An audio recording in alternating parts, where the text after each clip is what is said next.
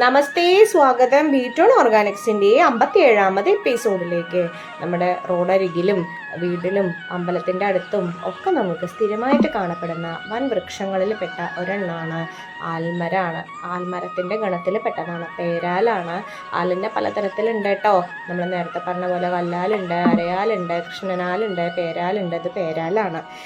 50 മീറ്ററിലധികം ഉയരം പോവും. ചിലപ്പോൾ വേറെ മരങ്ങളുടെ പോടുന്ന് വളർന്നിട്ട് വൻമരമായിട്ട് താഴേക്ക് വളർന്ന് വേടിറങ്ങിയിട്ട് പിന്നെ ആ മരം മാറി ആൽമരമായിട്ട് മാറുന്ന ഒരു പ്രതിഭാസം കാണാറുണ്ട്. വേരും തടിയൊന്നും തിരിച്ചറിയാൻ പറ്റാത്ത അവസ്ഥയിലാണ് ഉണ്ടാവുക. ശീതഗുണമാണ്. തൊലി, പൂമൊട്ട്, കായ, വേര്, ഇല, പഴം, കറ ഒക്കെ ഉപയോഗിക്കുന്നുണ്ട് ഔഷധമായിട്ട്. ഉഷ്ണപ്പുണ്ണ്, അതിന് വായവ വേര് പറയും, ഇങ്ങനെ തൂങ്ങിക്കിടക്കുന്ന വേരിനെയാണ് പറയുക കേട്ടോ.